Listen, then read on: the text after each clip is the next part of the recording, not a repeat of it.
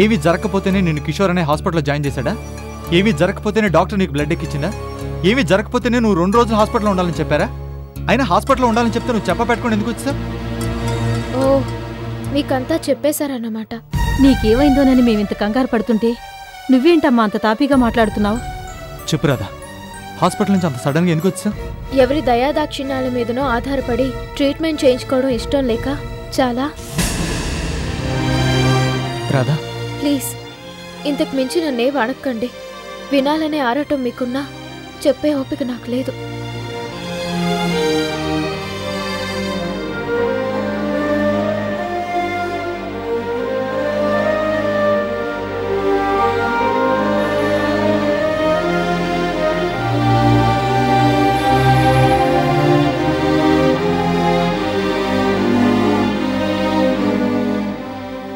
ఒళ్ళు వెచ్చగా లేదు అంటే జ్వరం లేనట్టే. ఏమ్మా, నీరసంగా ఉందా? పిచ్చి పిల్ల, ఏంటిది? ఊరుకో. నీకేమైందోనన్న టెన్షన్తో వాడు కొంచెం కోప్పడ్డాడంతే. ఈ మాత్రం దానికి ఇలా బాధపడితే ఎలా చెప్పు? సరే, నేను కూడా నిన్నేం అడగను, నిశ్చింతగా పడుకో. కాసిని పాలు తెచ్చావునమ్మా? వద్దు. సరే, పడుకో.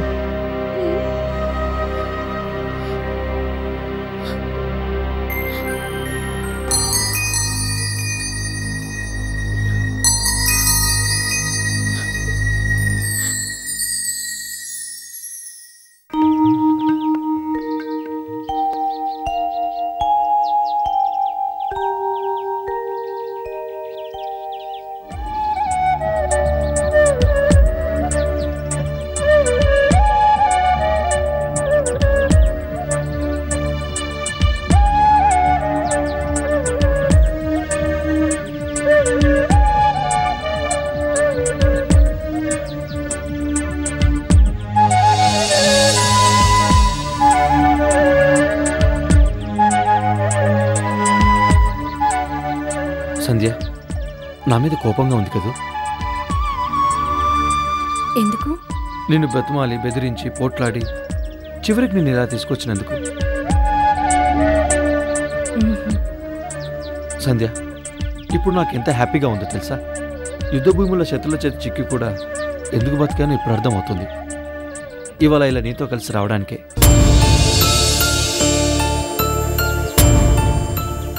రెండేళ్ల పాటు వార్ ప్రిజనర్గా వాళ్ళు పెట్టిన టార్చర్ని ఎలా భరించగలిగానో ఇప్పుడు తెలుస్తుంది. ఇవాళ నీతో కలిసి ఈ ఆనందాన్ని పంచుకోవడానికి.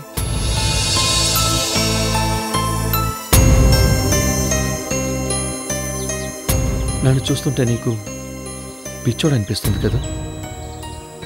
ఆర్మీ కెప్టెన్గా పనిచేసిన వాడు 6వ తరగతి పిల్లాడిలా మాట్లాడుతున్నాడు ఏంటి అనిపిస్తుంది కదా? నాకు తెలుసు ఒక్కోసారి మరీ చైల్డిష్గా ప్రవర్తిస్తానని. But I can't help it. నాది అనుకున్న ప్రతిదీ నాకు అపురూపంగా కనిపిస్తుంది.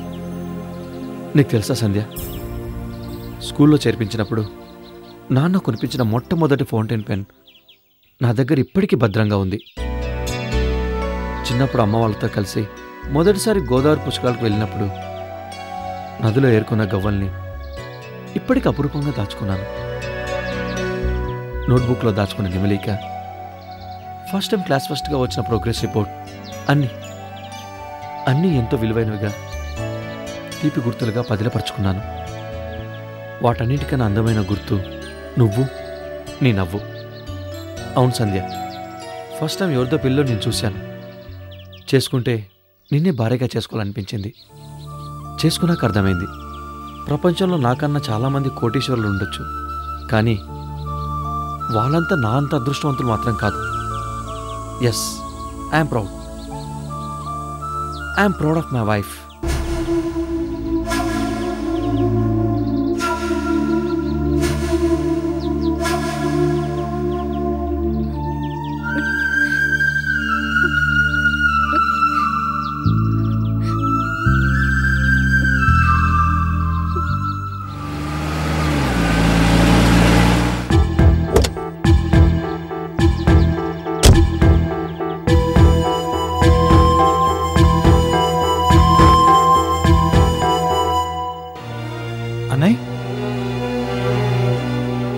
గోపి, రాధ ఇంటికి వచ్చిందా?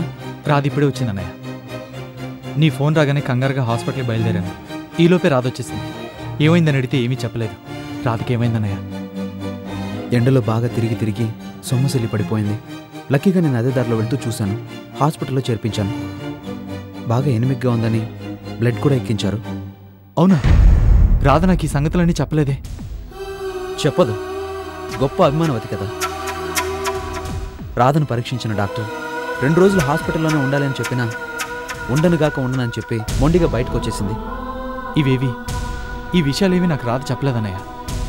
ఏమైందంటే కొంచెం నీరసంగా ఉండి కళ్ళు తిరిగాయందంతే. గోపి, నీకు రాధ పరిస్థితి తెలుసు.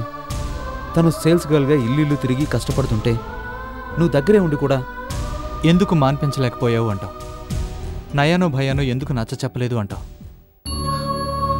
ఆ ప్రయత్నాలన్నీ అయిపోయాక ఏమీ చేయలేని సహాయ పరిస్థితుల్లో సైలెంట్గా ఉండిపోయాను.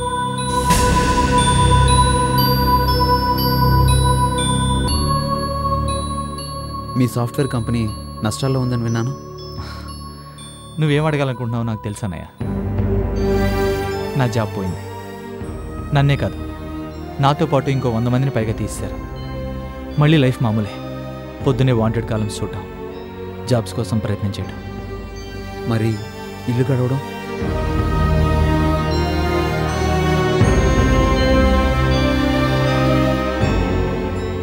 గోపి, ఈ డబ్బు ఉంచు. వద్దన్నయ్య. తీసుకో గోపి. ఇంటి అవసరాలతో పాటు రాధ మందులు కూడా కావాలిగా. తీసుకో గోపి. వద్దన్నయ్య. గోపి గారు, ఒకసారి ఇలా రండి.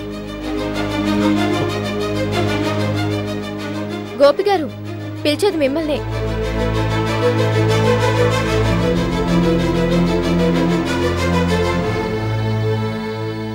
ఏంటిది? ఇది అన్నయ్య. వద్దు, తిరిగిచ్చేయండి. జాలిని సానుభూతిని చూపించేంత గొప్ప సంస్కారం సహృదయం ఎదుటి వాళ్ళకున్నా చేయి చాచి అడుక్కునేంత స్థితికి మాత్రం మనం ఇంకా దిగజారలేదని చెప్పండి. రాధా, వద్దు, దయచేసి ఈ విషయంలో ఎవరూ ఏమీ చెప్పొద్దు. నా ఒంట్లో సత్తు ఉన్నంత వరకు నేనెవరికీ భారం కాదలుచుకోలేదు. పుట్టకముందే నా బిడ్డకి ఆధారపడి బతకడం అలవాటు చేయలేను.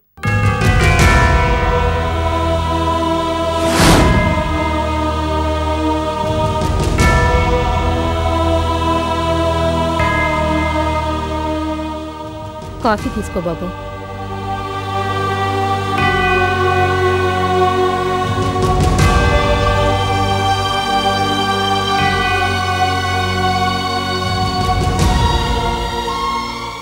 తీసుకోనే.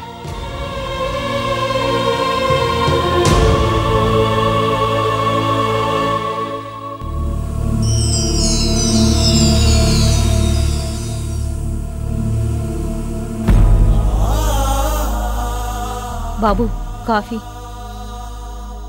Thanks aunty.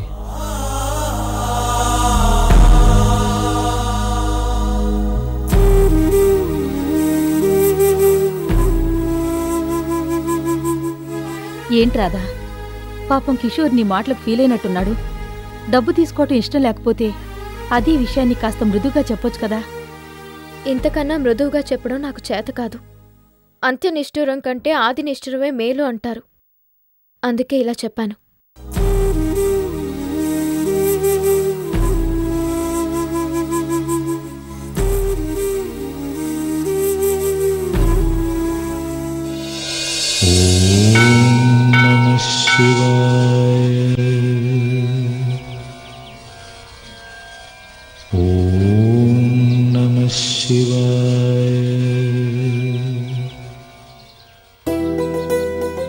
చూసావా, ప్రశాంతంగా మనసు వైపు మాట్లాడుకుంటే ఎంత హ్యాపీగా ఉందో. ఓ 3 days లీవ్ పెట్టమ్మా అంటే కుదరదు అన్నావు. ఇప్పుడు కుదిరిందిగా. కుదరకపోతే ఎంత ఆనందాన్ని మిస్ అయ్యేవాళ్ళం. అబ్బా, ఆనందం అన్నప్పుడల్లా ఆనందే గుర్తొస్తుంది. వెళ్ళగానే ఆనంద్కి చెప్పాలి 3 days నేను నా భార్య జాలీగా గడిపొచ్చామని. మీరు అన్నీ ఆయనతో చెప్తారా? Why not, he's my best friend. ఎంత బెస్ట్ ఫ్రెండ్ అయినా పర్సనల్ విషయాలు చెప్పడం నాకు నచ్చదు. సంధ్య, నీకు ఆనంద్ గురించి తెలియదు కాబట్టి ఇలా మాట్లాడుతున్నావు. ఒక్కసారి చూసావంటే నీకే తెలుస్తుంది తను ఎంత మంచివాడో. అంటే తను కూడా మీతో చెప్తాడు. అన్నీనా? అన్నీనా అంటే అన్నీ.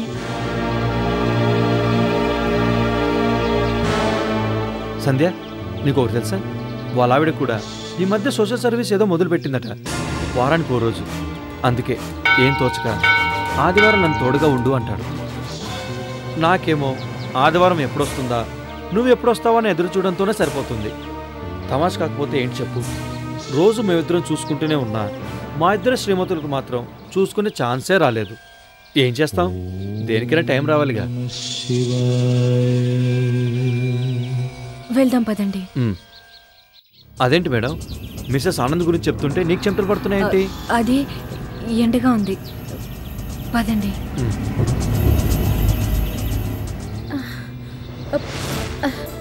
ఓయమ్మా, ఇన్ని మెట్లున్నాయేమిటండి? కష్టపడి మెట్లకి పైకి చేరుకుంటేనే ఆ సర్వేశ్వరుడు వరాలు ప్రసాదించేది. తప్పదు మరి, రా. ఏం ప్రసాదిస్తాడో ఏమో. దినదిన గండంగా ఉంది బతుకు. పట్టుమని 10 రోజులైనా ఎవరింట్లో ఉండడానికి కుదరడం లేదు. కుదురుతుంది, గట్టిగా మొక్కుకుంటే ఆయనే ఏదో ఓ దారి చూపిస్తాడు. నడు. ఏం చూపిస్తాడో ఏమిటో.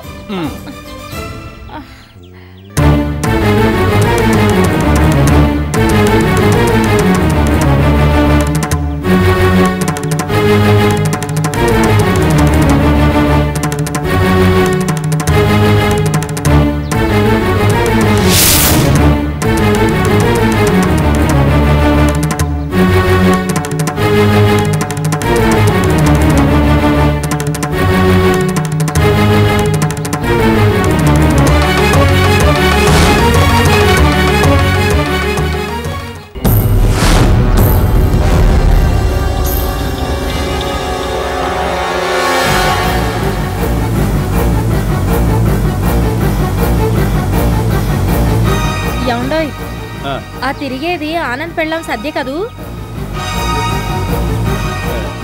అవునే, సద్యే. మరైతే ఆ పక్కనున్నది ఆనందే అయి ఉంటాడుగా.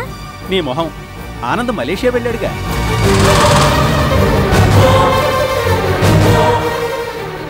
ఎవరతను? ఎప్పుడు చూసినట్లేదే. ఆనంద్ లేనప్పుడు మరి సంధ్య ఇతనితో ఇంత దూరం వచ్చిందంటే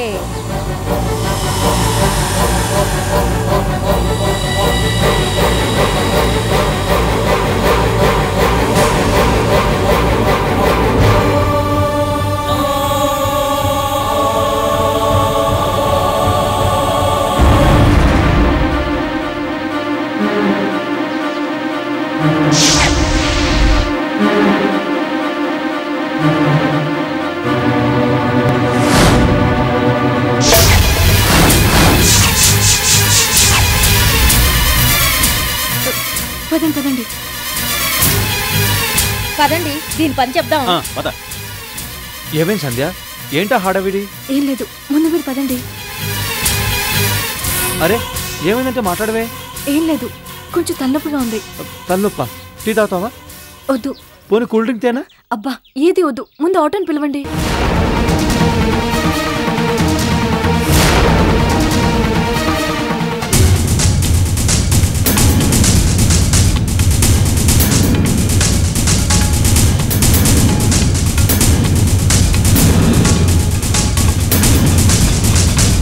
సంధ్య, వెళ్దామా? పోనీ పప్పులు కూడా తీసుకురా. ఏమొద్దండి, మీరండి.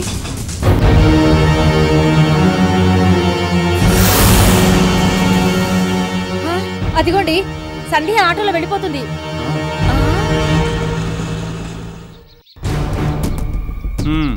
నీ అనుమానం కరెక్టే, ఏదో ఉంది. అదేమిటో తెలుసుకుంటే మన కడుపే కాదు, పర్సు నిండుతుంది.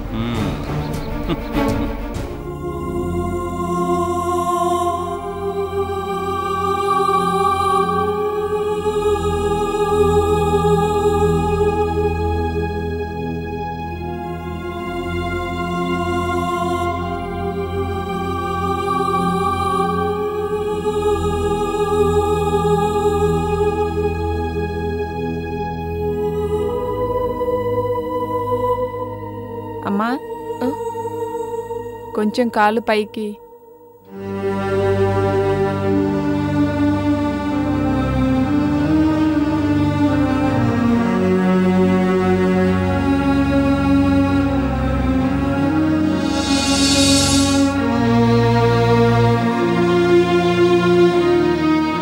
అమ్మా, ఇల్లు ఉడ్చేశాను, బట్టలు ఉతికేశాను, పని అంతా అయిపోయింది.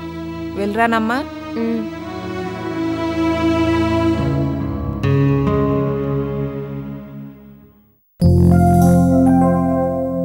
వచ్చారా బాబు? మీకోసమే చూస్తున్నాను. ఏంటో బాబు, ఆరికమ్మ ఉలకదు పలకదు, ఏదడిగినా ఆ అంటుంది. అందుకే తమరొచ్చే వరకు ఆగెళ్దామని.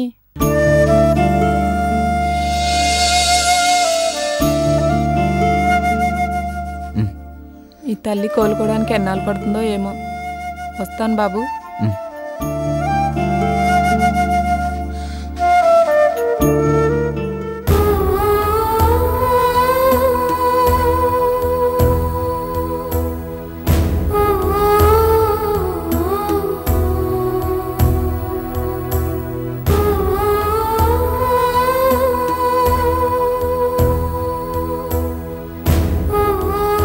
హరి, బాగా ఆకలిగా ఉంది, ఏదైనా టిఫిన్ చేసి పెడతావా?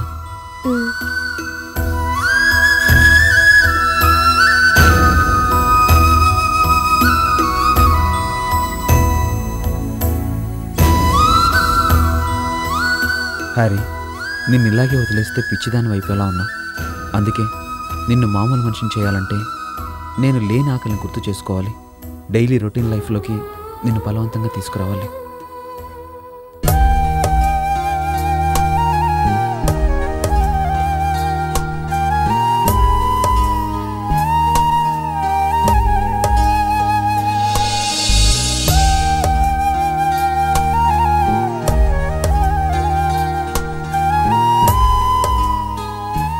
తీసుకోండి. ఉప్మానా? దోశలు వేయలేకపోయావా? పిండి లేదు. నాకు మాత్రమే తెచ్చావు, నువ్వు తెచ్చుకోలేదా? ఆకలిగా లేదు.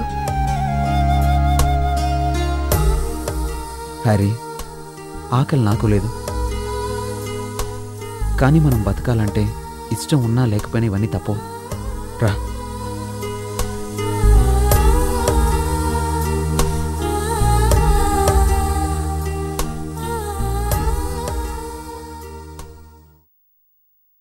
తిను. నా బంగారు తల్లివిగా తిను హ్యారీ. నువ్వు తింటేనే నేను తినేది. ప్లీజ్ తినరా. నీకోసం కాదు, నా కోసం తిను.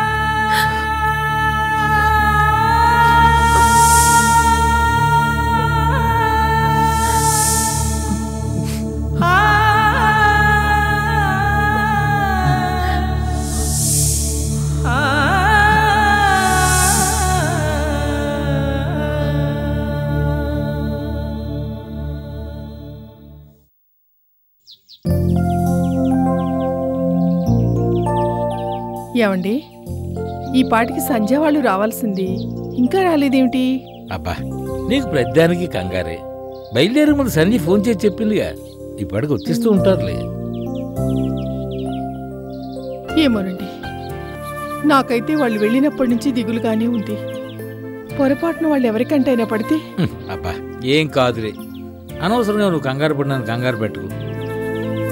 పాపం సంజయ్ చూస్తుంటే జాలేస్తుందండి. తన మనసులో బాధను తనే దిగమింగుకొని మోహన్తో కలిసి ఈ 3 రోజులు ప్రతిక్షణం ఎంత నరకం అనిపిస్తుందో తలుచుకుంటేనే దిగులుగా ఉంది. భర్తే అయినా బయటకు చెప్పుకోలేదు, బంధవే అయినా కట్టుబడి ఉండలేదు. ప్రపంచంలో ఏ ఆడదానికి ఇలాంటి అవస్థ రాకూడదు. నిజమే జానకి, మోహన్ను మర్చిపోమని చెప్పలేము, ఆనందంతో ఉండిపోమని చెప్పలేము. ఏమైనా పాపపుణ్యాల గురించి సంధ్యకి మాత్రం తెలీదు. తన జీవితాన్ని ఎలా ఎవరితో గడపాలో సంధ్య నిర్ణయించుకుంటుంది. అదిగో వాళ్ళు వచ్చినట్టున్నారు.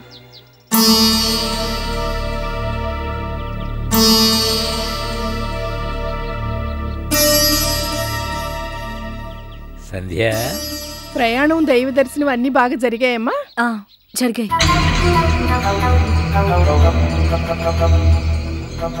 ఏంటి అలా చూస్తున్నారు? ఏం లేదు కానీ ఎరా సంతోషమేనా? చాలా చాలా సంతోషంగా ఉంది. Full happies. గుడ్. అవునన్నా, ఈ 3 రోజులు 3 క్షణాల్లో గడిచిపోయాయి. ఈ ఒక్క ట్రిప్తో నా మనసు తేలిక పడ్డట్టయింది. ఇన్నాళ్ళుగా నేను అనుభవించిన టెన్షన్, బాధ, దిగులు అన్నీ పటాపంచలైపోయాయి. కానీ సంధ్యకేమైందిరా? సంధ్యకేం కాలేదు, కానీ సంధ్య ఇదివరకటి సంధ్య కాదమ్మా. సంధ్య కాకపోవడం ఏమిట్రా? ఈ సంధ్య ఆ సంధ్య కాదు.